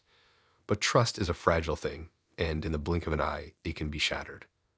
The way I found out was honestly one of the most messed up things I could ever imagine. It wasn't some dramatic confrontation or a gut-wrenching revelation from a secret source. No, I found out because they both got drunk at a family gathering and couldn't stop laughing about how they had been fooling me. They thought it was funny. They were sitting in the corner of the living room, making jokes about how they'd been hiding it for so long. I couldn't hear everything, but I heard enough. I don't know how long I stood there in shock, frozen in place. The blood drained from my face, and my heart felt like it stopped beating. Adam, the guy I thought I'd build my life with, had been cheating on me for almost the entire time we'd been together. And Rachel, my own cousin, was in on it the whole time. It felt like the air had been sucked out of the room, and I couldn't breathe. I wish I could tell you I confronted them right then and there, but I didn't. I was too stunned, too overwhelmed by the betrayal. I couldn't even look at either of them. I stepped outside, needing some air, trying to gather my thoughts. But how could I make sense of any of this? How had they both been so comfortable lying to me? How had I missed the signs? That night, I didn't sleep. I stayed up, my mind racing, going over every conversation, every moment, trying to figure out when it all started falling apart. The next day, I gathered up enough courage to confront Rachel. I had to know if it was true. I thought maybe, just maybe, it was some kind of misunderstanding, a joke blown out of proportion. But when I confronted her, she didn't even flinch. She didn't seem ashamed, guilty, or sorry. Instead, she casually admitted everything like it was no big deal. She said it was just fun, that they were just messing around, as if that somehow made it okay. I remember feeling like I was drowning. The betrayal was so deep, so personal. Rachel wasn't just some random person from his past. She was family. She was someone I had trusted, someone I thought I could count on. And Adam, he wasn't just a boyfriend to me. He was someone I'd seen a future with, someone I thought I'd grow old with. But in the end, I was nothing but a joke to both of them. Adam's reaction was a little different. He was upset, but not in the way I expected. He apologized over and over, begging me to forgive him. He promised he'd cut ties with Rachel, that he wanted to fix things. But here's the thing, I couldn't believe him anymore. It wasn't just that he cheated. It was the fact that he was so calm about it, so unaffected by the destruction he'd caused. How could I ever trust him again? How could I ever look at him the same way after everything he'd done? But the worst part of all was what I found out later. I thought that maybe, just maybe, they would go their separate ways, but I was wrong. Adam and Rachel had already been secretly planning to announce their relationship at the next family gathering. This wasn't just some random fling. It was a full-on betrayal, and they were both prepared to rub it in my face, to reveal their relationship to the entire family while I was still left in the dark. It was like a slap in the face, like everything I had been to him didn't matter at all. I could feel the floor drop out beneath me when I found that out. It wasn't just that Adam had betrayed me. It was that Rachel had been actively participating in the lie, knowing full well how much it would hurt me. And worse, they were both so smug about it. They didn't even seem to care how I would feel when I found out. Confronting Adam again didn't make things better. In fact, it only made it worse. He tried to justify everything as if he had somehow been the victim in all of this, Rachel. She acted like nothing was wrong. She didn't even seem to think she'd done anything hurtful. It wasn't that big of a deal, she said, because they were both just having fun. I could see the relationship I had with both of them falling apart before my eyes. Adam promised to make things right, but he wasn't the person I thought he was. The Adam I knew would never have done something like this. As for Rachel, I felt like I was losing not just a boyfriend, but a family member too. How could I ever trust her again? How could I be around someone who had so casually destroyed everything? The fallout was ugly. The family was divided, and no one knew who to side with. Some of them thought I was overreacting, that I should just forgive them and move on. Others tried to stay out of it, but I could feel the tension in every room. My relationship with Adam was over, and Rachel. She was no longer family in my eyes. I don't speak to either of them anymore. I couldn't. The emotional toll of what they did is something I still carry with me. I didn't just lose a boyfriend. I lost my cousin, someone I had grown up with and trusted. I lost my sense of security, my peace of mind. And now every family gathering feels like a reminder of that night. The night everything I thought I knew was ripped away from me. It's hard to even know who I could trust anymore.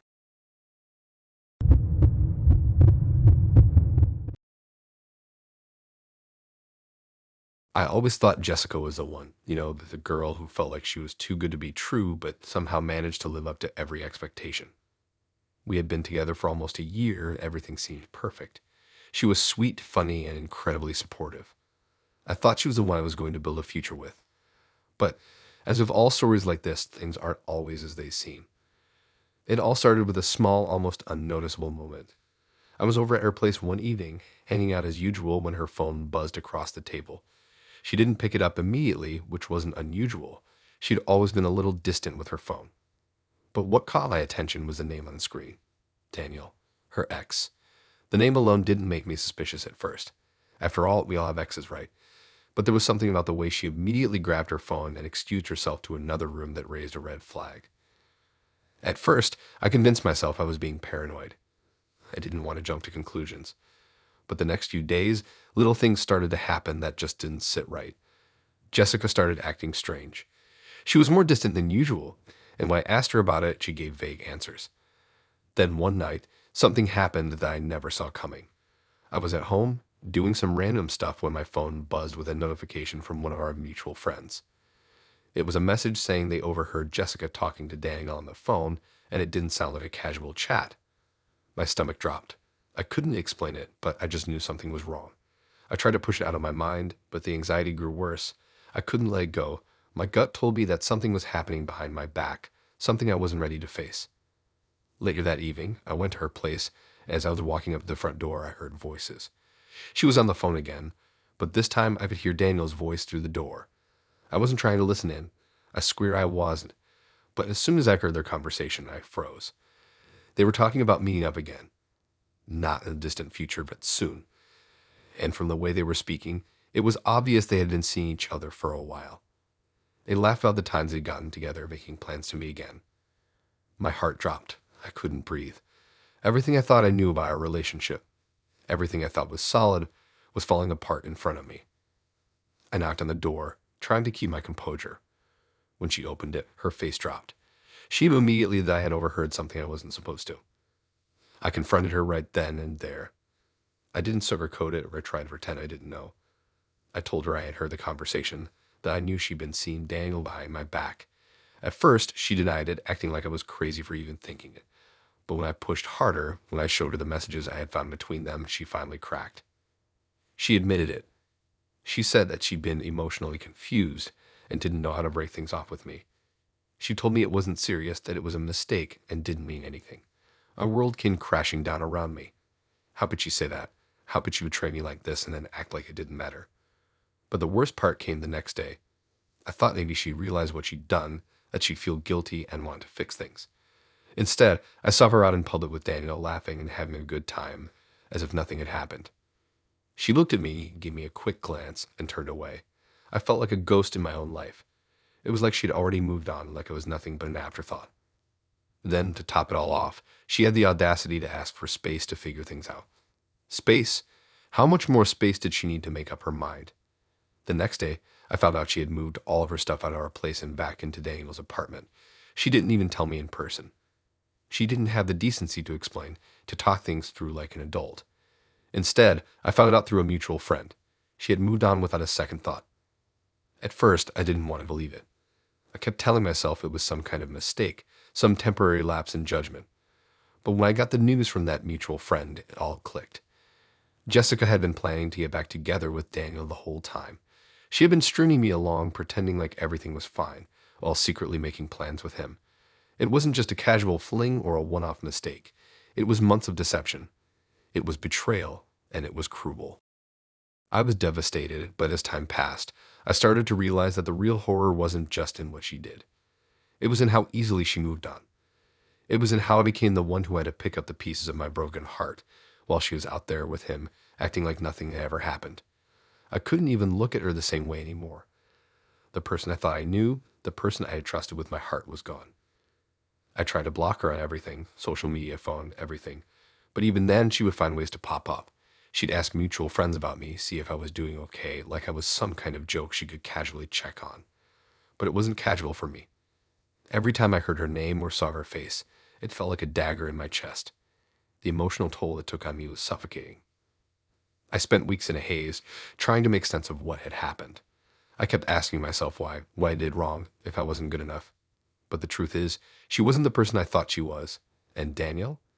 He was just as bad for enabling it. It wasn't about me or anything I did. It was about their lack of decency and respect for me as a person.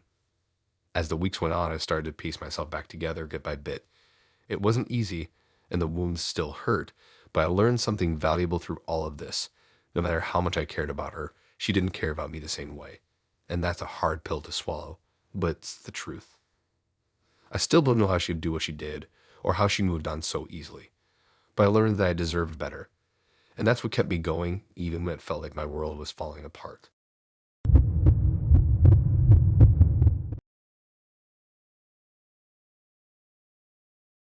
I never thought something like this would happen to me. I'd always prided myself on trusting people, especially Hannah. We had been together for over a year, everything seemed fine, or at least that's what I told myself. We had our ups and downs, like any couple, but I never imagined the kind of betrayal that was brewing right under my nose. It all started one evening when I was helping Hannah pack for a weekend trip. Her bag was open, and I was just tossing a few extra things inside when I spotted something that wasn't mine. A folded up piece of paper scribbled with handwriting I didn't recognize. Curiosity got the better of me, and before I knew it, I had the note in my hand. The first few lines made my heart drop. It was from someone named Chris, and it was clear from the words that they had shared something beyond just friendship. Can't wait to see you again. The note read, I miss you so much. The last time was amazing. I couldn't breathe for a moment. My hands started shaking as I read it over and over, trying to make sense of what was going on. I thought I had misread it, maybe I was jumping to conclusions, but deep down I knew there was no other explanation. I wasn't the one writing that note, and the last time they referred to, it was pretty clear they weren't talking about me. When I confronted her about it, at first, she didn't know what to say. She stuttered, her eyes darting around like she was trying to figure out what kind of lie would work best in that moment. She said it was nothing, that it was a silly mistake, but she wasn't convincing. I knew she could feel the tension in the room. There was no way she could talk her way out of it now. Eventually, she broke down. She confessed. They had been seeing each other for the past 6 months, sneaking around behind my back while I was none the wiser. She told me how unhappy she had been in our relationship, how I hadn't understood her needs, and how it felt like I wasn't the one for her anymore. She said she didn't know how to tell me, like that was some sort of excuse. She even tried to make it sound like it was my fault that she cheated, as if I had somehow caused it by not being the right partner for her. The nerve she had to say those words while admitting what she had done. It felt like I was in some kind of nightmare. She didn't even seem that remorseful. There wasn't even a hint of guilt in her voice. It was as if the emotional turmoil I was going through meant nothing to her. After everything, she had the audacity to ask for space, like we were two friends trying to figure out if we should hang out more often. She wanted to figure out what she wanted. But it didn't stop there. The very next day, I saw her phone light up with a message from Chris. My stomach turned, and I could feel the anger building up inside of me. She didn't care. She was already moving forward while I was stuck in this horrible limbo. 2 weeks later, I thought maybe things would settle down. That time would help me clear my head and move past this. I blocked her on everything, trying to distance myself, but it seemed like she had no intention of giving me the same respect.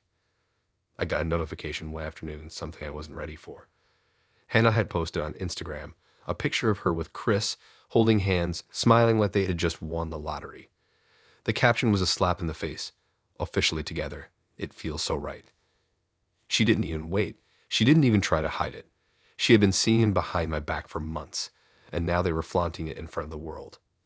It felt like a punch to the gut. My head spun as I stared at the screen. Was I that easy to replace? Was I that disposable? I wanted to scream. I wanted to call her out, to let her know how much she had hurt me, how much she had destroyed everything. But I didn't. What would be the point? She had already moved on, while I was still stuck in the aftermath of her betrayal. I deleted the app right then and there, but the damage had already been done. It was like I was watching my entire life slip away in real time. The hardest part was the lack of closure. There was no apology, no attempt to explain or make things right. Hannah just moved on like I was nothing more than a chapter she wanted to forget. As for Chris, I didn't even know who he was, but I hated him. I hated him for taking the girl I thought I knew and flipping my world upside down. I hated the way he was smiling in that picture, as if he had won some sort of prize. He didn't deserve her, and yet she gave herself to him, throwing away everything we had. I thought about calling her, confronting her once more. But what was the point? She had made her choice. And the more I thought about it, the more I realized that it wasn't just about the cheating, it was about the complete lack of respect she had shown me. She had lied, manipulated, and acted like I was the one in the wrong for not seeing the cracks in our relationship. I wasn't perfect, but I never deserved to be treated like that. No one does. Days turned into weeks, and I tried to piece myself back together. I stayed away from social media as much as I could, but the reminders of her kept creeping back in. I would see her posts, her friends commenting on her photos, and it was like I couldn't escape the constant reminder of what she had done. My friends tried to comfort me, telling me that I was better off, but they didn't know the half of it. The betrayal stung deeper than anything I had ever felt. Eventually, I had to accept the truth.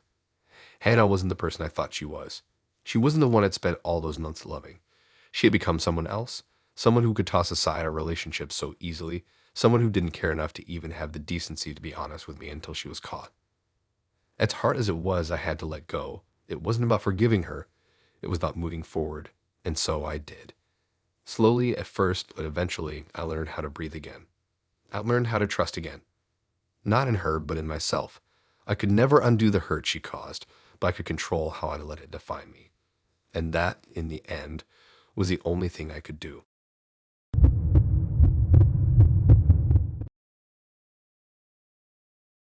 I thought I knew everything about Isabella. We had been together for 3 years, and honestly, I felt like I'd never been more sure about anyone in my life. We had built a life together, the kind of life where we made plans for the future, talked about our dreams, and stayed up late just talking about everything and nothing at all. Our relationship felt like it was the real deal. I even thought she was my soulmate. But I was wrong. I didn't know her at all. It all came crashing down one Saturday afternoon when I was cleaning out the spare room. I had decided to go through some old boxes of stuff I hadn't touched in ages. You know how it is. Life gets busy, and certain things get shoved into corners and forgotten. As I was sorting through one of the boxes, I found her phone charger and her old phone case that she'd stopped using after getting the new one. I don't know why I did it, but I decided to plug the old phone in just to see what was on it. I guess I was just curious, thinking maybe I'd find some old photos or messages, or maybe there was something sentimental on it. What I found wasn't sentimental at all. I never expected to uncover what was hidden inside that phone. I knew Isabella had been acting a bit distant lately, but I chalked it up to work stress or just the usual ups and downs of life. But when I opened her text messages, I saw something that made my stomach drop. There they were, right in front of me, messages between her and Victor, her ex-husband. At first, I thought maybe it was just an old conversation, something harmless from before we met. But as I read more, the messages got worse. They weren't just friendly exchanges or polite check-ins. They were full of intimate details, old inside jokes, plans for weekend getaways, and things that no one should ever talk about when they're in a relationship with someone else. The texts were filled with promises, with plans to see each other soon, to rekindle something that was supposed to be long gone. My heart raced, my hands trembling as I scrolled through the conversation. I couldn't make sense of it. How could she do this? How could she betray me like this? I confronted her that night. I didn't know what else to do but to ask her about it. The moment she walked through the door, I could tell something was off. She was avoiding eye contact, and there was this weird, uncomfortable vibe between us. I could feel the tension in the room, like we were both pretending everything was normal when it clearly wasn't. I showed her the phone. I didn't say anything at first. I just held it up, letting her read the messages for herself. At first, she tried to deny it, claiming they were just friends. "It's not what it looks like," she said, but her voice was shaky. I could tell she was lying. The more she tried to cover it up, the more I could see through the cracks. Finally, she admitted it. She told me that she hadn't really gotten closure from her marriage to Victor, that he had always been the one for her, and that she had never really moved on. She told me she didn't know what she wanted, that she was confused, but that she needed space to figure things out. It didn't hit me immediately how much this would tear me apart. I was numb. I didn't know what to say. She told me she was going to leave, and she did. The next day, she moved out and went back to him, just like that. I don't know what hurt more, the fact that she left or the fact that she did it with barely a second thought, as if I didn't matter anymore. Weeks went by and I tried to move on. I couldn't. I couldn't stop thinking about what she had done. It gnawed at me every single day.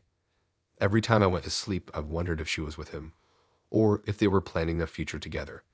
I kept asking myself if I had been so stupid that I couldn't see it coming. How could I have missed it?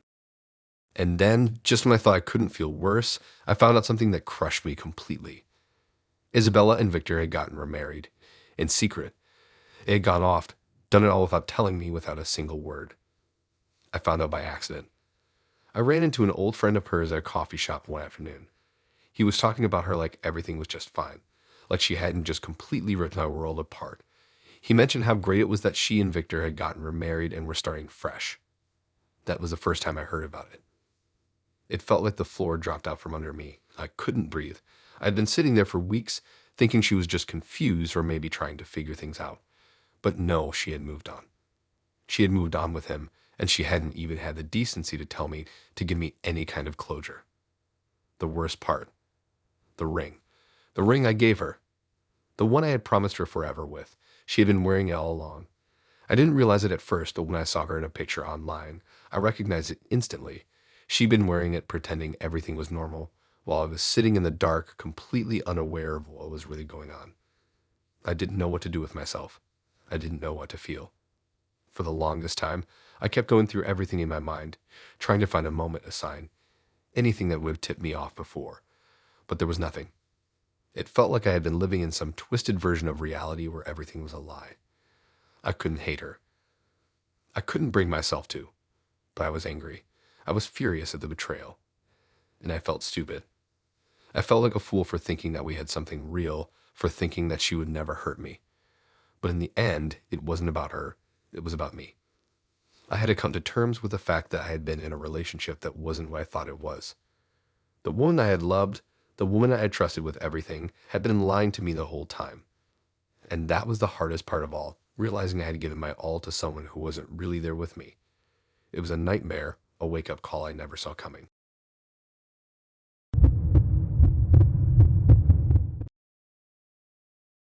I never thought it would happen to me. I always thought I was different, that I'd never end up in one of those stories where everything falls apart because of a stupid betrayal. But here I am telling you mine. It wasn't even a dramatic start. Violet and I had been together for over a year. We were living in a small apartment we'd picked out together, sharing the usual life stuff. You know, the morning coffees, the late night Netflix binges, the little inside jokes. I thought I knew her completely. Maybe I thought I knew her too well. But there's a difference between knowing someone and truly knowing them, and I was about to find out just how much I didn't know. It was supposed to be a regular work trip just a couple of days away. I've been traveling a lot for work recently, so it wasn't unusual for me to be gone for a few days. But this trip, I came home early. A flight delay or something. I don't know. It wasn't planned, but I didn't think anything of it. I had no reason to expect that anything in our world was about to be completely shattered. I opened the door to our apartment, expecting silence, the way it usually was when I got home. But instead, there was laughter. No one had told me anyone would be here. The sounds of their voices floated through the living room, and for some reason I didn't think much of it. Maybe Violet was hanging out with a friend or something. But when I walked into the living room, I froze. There they were, on our couch, Violet looking so comfortable, laughing at something Kyle said. And then there was Kyle, the guy she had been seeing behind my back. He looked completely out of place, like a character out of a bad movie. I don't even know how to describe the expression on his face. He was just as stunned as I was, but there was this sickening look of guilt and panic in his eyes. He quickly stood up, awkwardly shuffling to get away from the situation. But Violet, she didn't do what I expected. She didn't apologize, didn't even look sorry. She didn't even look shocked. She didn't even try to comfort me or make some excuse. No, she just looked at me, almost unemotional. She didn't even seem to care. I was standing there, frozen, and she just said, "I didn't know how to tell you. I was falling for him, and you were so predictable." It's like a punch to the stomach. The words didn't even make sense at first, but I heard them over and over in my mind after. You were so predictable. The very person I thought I could trust, The person I was living with had been seeing someone else behind my back for months. I didn't see it. It all clicked in an instant, like a light bulb flashing above my head. Everything I missed, everything that had felt off suddenly made sense. The random girls' nights she'd been having, the strange texts that never quite made sense, the nights she came home late and didn't feel like talking. But I didn't want to believe it, didn't want to face the truth. But there she was packing her things up the very next day. Just like that, she was gone. She didn't drag it out. She didn't beg for forgiveness. No tears, no regret. She just grabbed her stuff, packed up her life, and walked out of the door. It was like I was in a daze for the next few days, numb to the world around me. I didn't even know what I was feeling anymore. Anger, betrayal, sadness. It was all there, but it wasn't enough. It wasn't enough to fix the emptiness she left behind. And then came the worst part. The thing that made me feel like I was living in some sick, twisted joke. A week after Violet moved out, I went on social media to scroll through the usual posts, check in on friends and see what people were up to. What I wasn't prepared for was her update. She changed her relationship status to in a relationship with him. I felt like I had been hit by a truck. I couldn't stop looking at it. She posted pictures too, pictures of her and Kyle at the places we used to go together. Our favorite spots. The little restaurant we always went to on our date nights. Our little hiking trail that we loved so much. She had turned it all into a backdrop for her new life with him. She had erased everything we were. It was like the past year of my life didn't even exist to her. And there it was. Everything I thought we had, everything I thought was real, was reduced to just another Instagram post. Another cute couple moment to add to her new life with him. I kept scrolling, but I couldn't stop. It felt like the ground was crumbling beneath me. It felt like I was staring at my own funeral, watching my life turn into a meaningless display of nothing. I thought maybe, just maybe, she would have had enough decency to keep the memories of us private, to leave a little bit of respect for what we had shared. But no, she didn't even care enough to do that. It was all just another part of her shiny new life. I don't know if I can even explain how it felt. It was a mix of anger, sadness, and just complete humiliation. But it was also the hardest thing to accept. She didn't feel sorry for what she did. Not even a little. There was no apology, no regret, no acknowledgement of the pain she had caused. She just moved on like it was nothing but a placeholder in her life. Someone to pass the time with until someone better came along. And maybe Kyle was better. Maybe he made her feel like she wasn't just the predictable person I had become in her eyes. But that was the hardest part to swallow. I wasn't even mad at him. I was mad at her. I was mad because she had no respect for me, no loyalty to what we had built. She just moved on like it was nothing. I had been the fool. And the worst part was I didn't even get the satisfaction of her realizing what she had lost. I don't know how to feel. I'm still trying to process it all, still trying to figure out how to move on from someone who took so much from me without even batting an eye. Maybe time will make it easier, but right now it feels like a wound that won't heal. She's out there living her life with him, and I'm here just trying to pick up the pieces of what was once my life.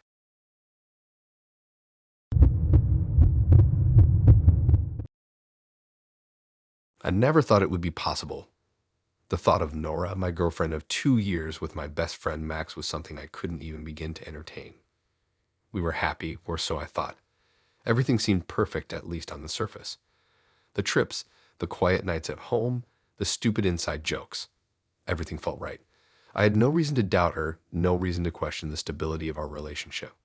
And then one stupid moment, everything came crashing down. It started when I noticed Nora acting a little strange. She'd always been a bit secretive with her phone, but I'd never thought much about it before. I mean, we were in a solid relationship. We trusted each other. Or at least I trusted her.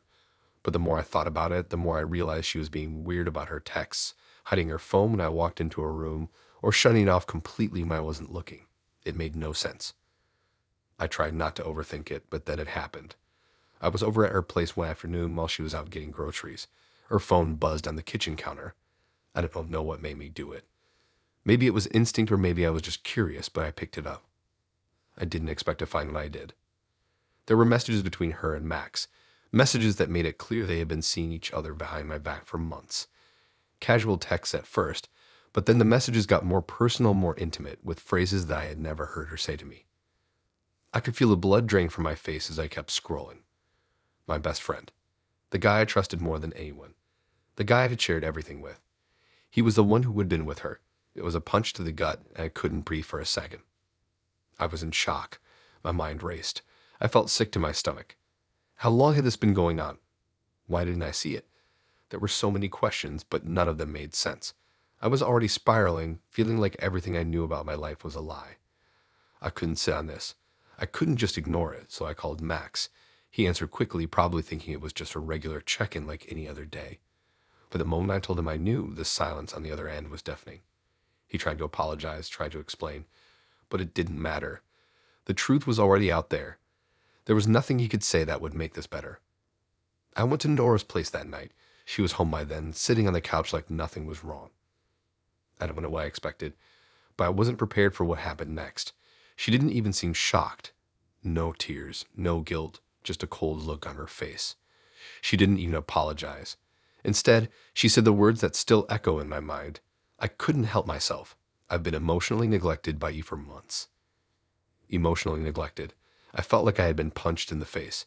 Here I was thinking everything was fine, and she was telling me that she felt neglected. That somehow it wasn't enough for her. It was insane. I thought I had been doing everything right. I had been there for her, supported her, and cared for her. And yet she was blaming me for her actions. But the worst part came next. She didn't want to stay with me. She didn't want to fix things. She told me she was in love with Max and that she wanted to be with him. She was in love with him. She said it so casually, as if it was just another thing to say. As if she hadn't just shattered my world into 1,000 pieces. I didn't know what to say. I didn't know how to react. My mind was racing, and I couldn't make sense of any of it. She packed her things that night without hesitation and left. She moved in with Max right away. No goodbye, no remorse. Just gone. But it didn't stop there. Oh no, it got worse. A week later, I saw it. I had been trying to avoid social media, trying to deal with the mess of my life in peace, but there it was. A video. Nora and Max. At my birthday dinner. A video of them laughing, sharing a drink, sitting at the table where I had celebrated my birthday just a week before. And the caption? Love is unpredictable. I couldn't believe it. I was sitting there, looking at them like they were mocking me. It felt like a slap in the face. They weren't even trying to hide it. They were rubbing it in, acting like my entire existence didn't matter. They were flaunting their new relationship, doing it in the most cruel way possible. The pain, the anger, it was all too much. I couldn't understand how it had come to this. How had Nora gone from someone I trusted with everything to someone who could throw it all away so easily? And Max, the guy I had called my best friend. The guy I had let into my life, the guy I had always had my back, he betrayed me too. I had been living the life for so long, and now it was all out in the open. I had no idea who either of them were anymore. I tried to block them both out, tried to focus on anything but the constant reminder of what had happened. But the video of the social media posts, the way they both acted as if everything was normal, it haunted me. Everywhere I went, I was reminded of the betrayal, the lies, the manipulation. And the worst part, they didn't care. Neither of them cared about what they had done to me. They moved on, they were happy, and I was left to pick up the pieces. I don't even know how to explain how it feels to have your life turned upside down like that. To have someone you loved so much betray you in the most devastating way. I still don't have the answers, and I don't think I ever will. All I know is that I'm done. I'm done trusting people, done with the lies, and done with being the fool. The truth is, I'll never look at Nora or Max the same way again. And maybe that's the worst part of all.